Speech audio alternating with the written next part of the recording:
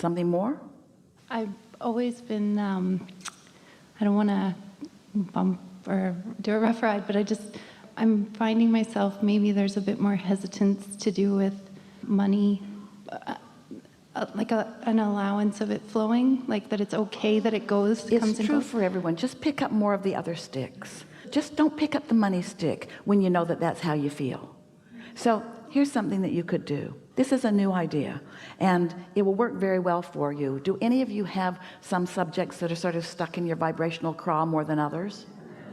And we've been talking about the stick pile for a long time. You're aware of it, that every subject is two subjects, and on one end of it is something wanted, and on the other end is the absence of something wanted. And so you think that you've activated the abundance stick, when really what you've activated is your worry about not having enough money for something. And so you think you're doing something helpful, but you can tell eventually by the way it feels that it wasn't that helpful, because you just made yourself worry more by activating it. You following us? So now let's do something different with these sticks. Let's pick up the money stick, and on this end of the stick, let's call this the manifestation. Let's call this vibrations turning to thoughts, and thoughts turning to things, and those things are money, and that's on that end of the stick. So carve on that end of the stick.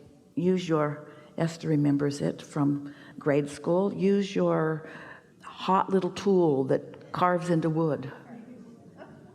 What do you call it? A wood burner? Don't touch it to your tongue. Just carve on the end of the stick. So on that end of the stick, you would write the word money. And on the other end of the stick, you're going to carve happy, freedom, fun, ease, flow. You're going to find the emotional equivalent that you can accomplish by parking your truck and sitting on a fence and just looking out. That was abundance of enormous proportion, and it was right at your fingertips, and you didn't have to do anything different. And so it turns out that everything that you want, everything that anybody ever wants, is because they think they'll feel better in the having of it.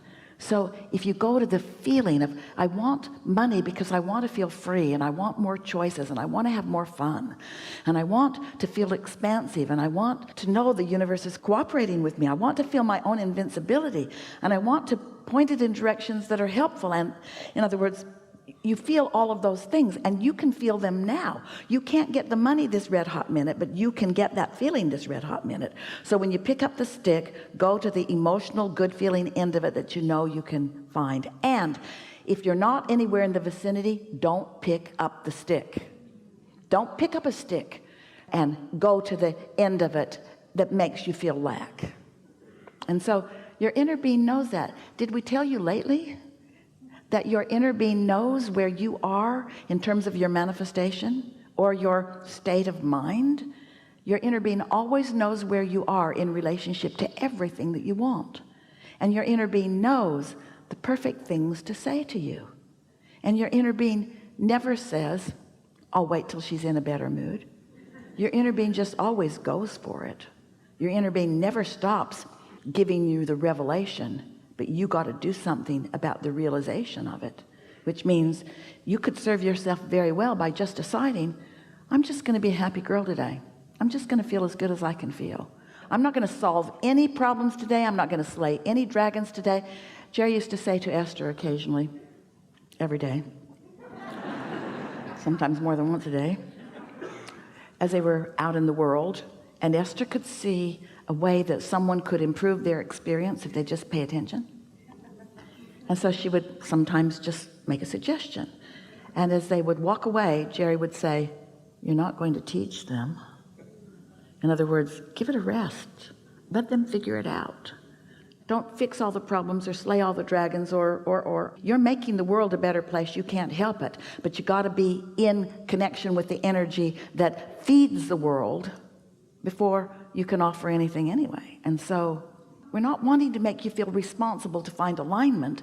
We want you to find alignment because it's delicious to find alignment. And then we're just telling you all the good things that will come as a result of you finding alignment. But then you, because you're human, we love you so much. Do we tell you? You, in your human form, you say, oh, I get it. I'll find alignment and then I can fix things. And we say, that isn't what we said. You find alignment and things will get better. Yeah, that's what I heard you say, Abraham. If I take the responsibility upon myself and I tune into this powerful, powerful, powerful energy, then I can tune in and I can point it at things. I can heal the sick and I can feed the hungry. And we say, you're missing the point again.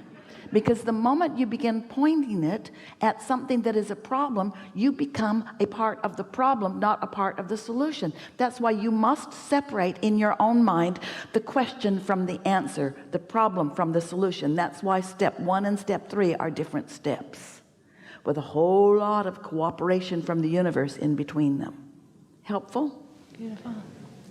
Enough? That's enough. Really good.